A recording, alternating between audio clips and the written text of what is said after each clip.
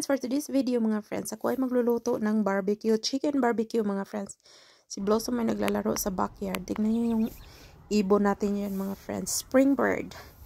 Ang dami ng spring bird natin sa backyard mga friends. Ang ganda ng panahon namin pero medyo may times pa din na umuulan. Spring na tayo mga friends. Middle of spring na tayo. Hindi nakapagtanim na din ako mga friends. Mag-update na lang tayo sa aking vegetable gardens in the backyard. At saka yung mga flower garden ko. So, started na silang nagbo-bloom. A month ago na nakapagtanim ako mga friends. Wala na talaga kong time na mag-video mga friends. Oy, kasi sa trabaho ba, na-focus na tayo sa trabaho. Pero andito pa rin tayo mga friends. Paminsan-minsan para may mga souvenir tayo mga friends pa. Lalo na sa mga bata. Ayan, nag-chicken barbecue ako mga friends. And then asparagus as well. Pang partner natin yan. Kasi maganda na ang panahon.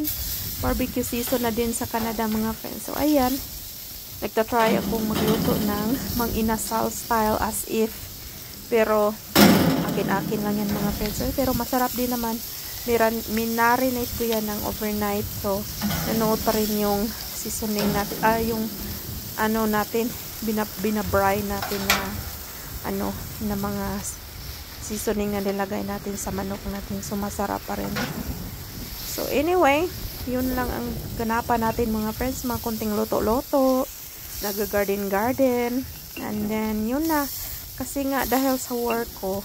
So, Monday to Friday, meron naman akong Saturday, Sunday. So, minsan may mga lakwatsa dito, lakwatsa doon. Pero, hindi na talaga katulad noon na hindi tayo sa bahay na mostly kung anong mga ginagawa, pinifilm natin. Lalo na yung mga maliliit pa yung mga bata. So ngayon mga friends, malaki na sila. Ang bilis ng panahon.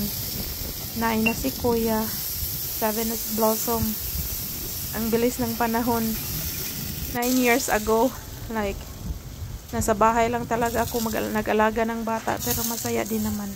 So anyway, naluto na yung ano natin mga friends. At saka, hinihintay ko na lang siya na medyo mapaig-paig siya mga friends ba. Kasi masarap kung may paig-paig konti. So, ayan si Blossom. Naghuhulaho pa rin siya dyan sa labas.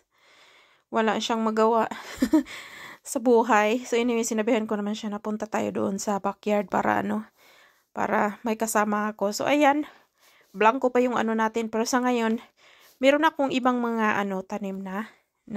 So, anyway mga friends, thank you for watching. See you again!